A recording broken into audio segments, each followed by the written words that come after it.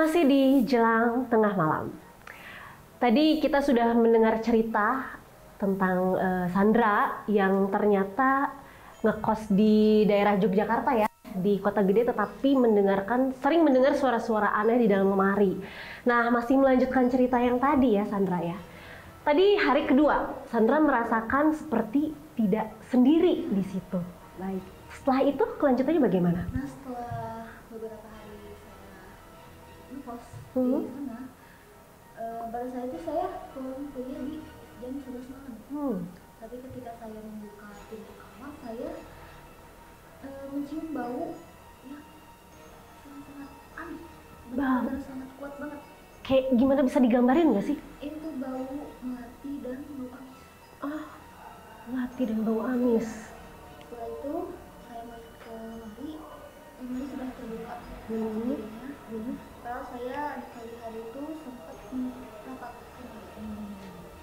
tapi kemudian ketika saya mencoba memegang pintu, lemari ini benar-benar terbuka dengan sendirinya, dan saya sempat melihat jejak tangan yang berdarah di dalam lemari. Di dalam lemari? Iya. Wah, merinding semua ini. Terus apa yang dilakukan setelah melihat darah itu? Lalu saya kabur ke rumah yang utama, rumah bagian depan, dan saya tertidur di ruang tamu. Keesokan paginya saya bilang ke pemilik kos kalau saya mau pindah, karena saya merasa saya sudah benar-benar tidak kuat untuk berada di dalam kos ini. Lalu pemilik kosannya bilang apa? Lalu kosan ini saya sempat aneh karena pemilik ini tidak terlihat terkejut, tidak terlihat kenapa pindah. Lalu pemilik kos ini sempat meminta maaf kepada saya dan berkata kalau misalnya lemari itu sudah ada dari sejak sebelumnya. Oke, berarti mungkin dari zaman Belanda, bahkan lemari itu pun belum tentu dipindah-pindah ya, bisa jadi memang tetap ada di situ. Dan kebetulan mungkin Sandra kebagian di kamar yang itu ya. Waduh, serem banget ya. Kalau saya yang mengalami mungkin dari malam pertama udah langsung kabur. Dan pertanyaannya, setelah kejadian itu sampai dengan saat ini pasti masih teringat kan? Dan Sandra sempat cerita tadi di belakang sebelum kita mulai kalau memang sering ada mimpi. Apa sih yang dimimpiin dari tahun 2017 sampai dengan sekarang kok sering banget gitu munculnya? Saya masih sama memimpikan kamar kosan itu dan lemari. Dan di dalam mimpi saya lemari itu tetap selalu terbuka. Wah, oke. Teh Sarah, Iya. Nah, sebagai seseorang yang mungkin bisa melihat yang tidak bisa kita lihat gitu ya, Teh Sarah lihat sebetulnya apa sih, ada apa sih gitu di dalam kosan itu, dan mungkin sejarah dari lemari itu sehingga bisa menghantui Sandra sampai saat ini. Sampai saat ini masih tetap ngikut ya Sandra sampai sekarang, berarti udah beberapa tahun ke belakang ya.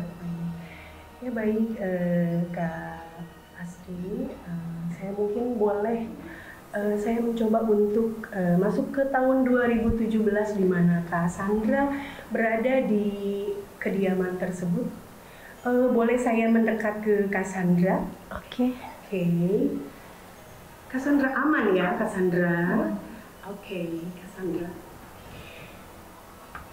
Kak Sandra ditempatkan di kamar paling belakang. Betul.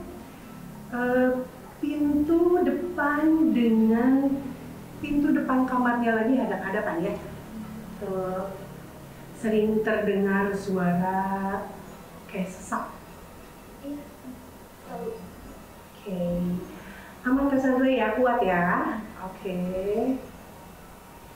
Saya mulai masuk ke tahun 2017. Oke. Aman Kak Sandra?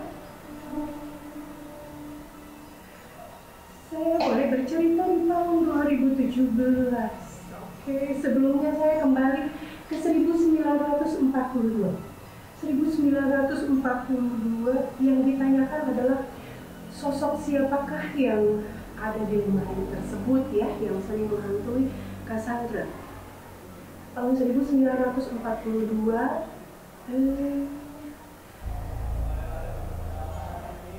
Sandra aman? Masih kuat ya?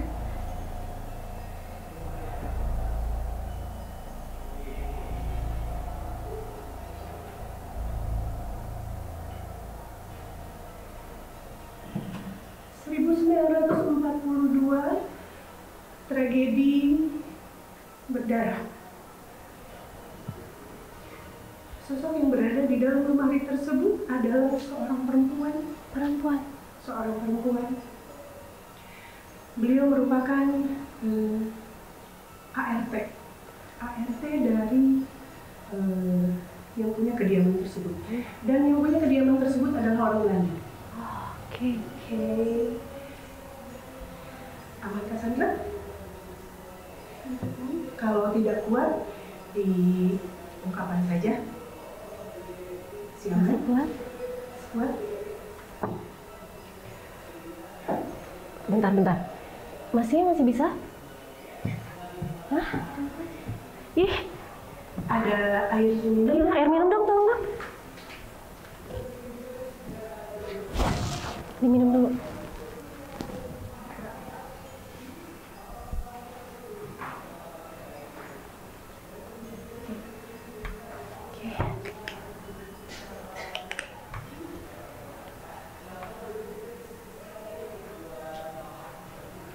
Baik,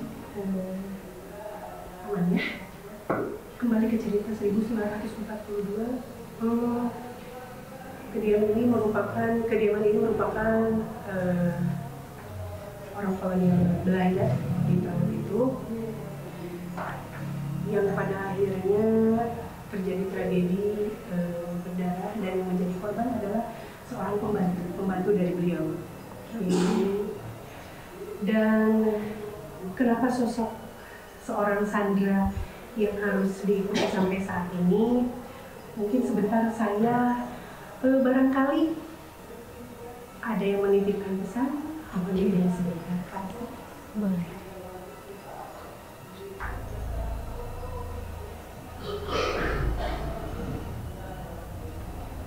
Oke. Ya, Asti, ada pesan yang harus saya sampaikan. Beliau yang menjadi korban itu betul seorang ART dengan nama Ratna. Sering dipanggil Nyi Ratna. Itu. Kenapa mengikuti Kak Sandra? Karena kebetulan beliau satu darah dan satu daerah dengan Nyi Ratna. Oke. Dari daerah Jawa Barat. Kebetulan Nyi Ratna bekerja di daerah Jogja. Menelisik ke tahun itu tadi beliau menyampaikan memang tragedi berdarah. Teh Astri, mohon maaf sekali harus saya sampaikan karena memang ini pesan yang penting yang harus saya sampaikan kepada Teh Sandra ataupun pemirsa semuanya. Katakan saja Nyi Ratna ini menyampaikan bahwa di tahun tersebut, mohon maaf sekali, kejadian yang mohon maaf ini dilakukan oleh yang punya kediaman tersebut, orang kolonial Belanda yang memang sering memperlakukan kasar Nyi Ratna. Dan di waktu itu kejadian terakhir sampai harus diakhiri hidupnya. Terus? Itu kejadiannya mohon maaf sekali, terjadi hal-hal yang tidak diinginkan, kemudian berteriak merasa terancam dan diseret dari pintu dapur ya, dari pintu dapur ke ruang belakang dan akhirnya mohon maaf dihabisi, semua mukanya hancur, lebam-lebam dan hancur, kemudian dari tangannya berdarah, keluar darah, mohon maaf sekali. Kemudian diseret ke kamar,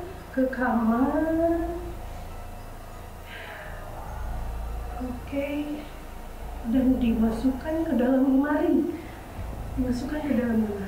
Astri sudah dihabisi. Kenapa harus Teh Sandra? Beliau menceritakan karena memang,